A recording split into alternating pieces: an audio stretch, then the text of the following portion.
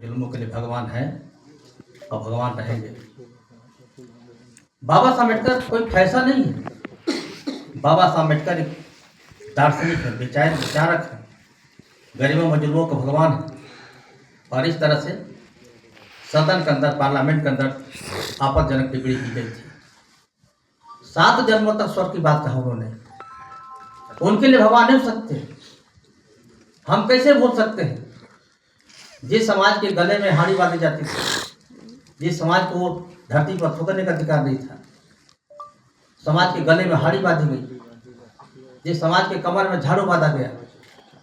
धन्य बाबा साहब अम्बेडकर, आपके संघर्षों की बदौलत, आपके संविधान की बदौलत जिस समाज के गले में हाड़ी बांधी गई, आज वो समाज गले में टाई बांध रहा है। इसलिए बाबा साहब अम्बेडकर हमारे लिए भगवान है।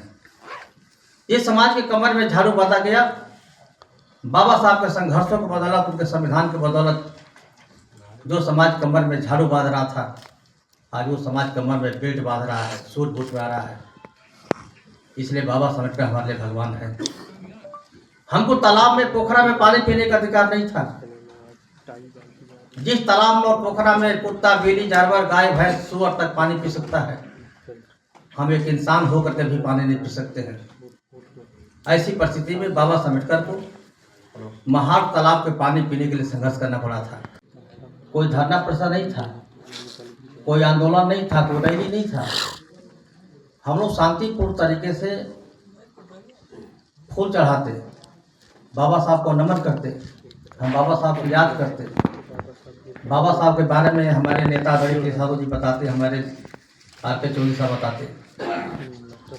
लेकिन भाजपा को निश्चित हो सकता हूँ कि बहुत चिढ़ है। इनका पुराना इतिहास अगर देखा जाए तो पहले से ही बाबा साहब के विरोधी रहे हैं। मैं याद दिला दूं आपको, 2024 लोकसभा चुनाव के दौरान भाजपा के 1 दर्जन नेताओं ने घोषणा किया था, खुला चैलेंज दिया था कि सरकार बनाने के लिए 272 सीट और संविधान बदलने के लिए 400 सीट। अयोध्या फैजाबाद के भी एक स्थानीय सांसद ने बोला था। मैं अयोध्या फैजाबाद के महान जनता के चरणों में प्रणाम करना चाहता हूँ।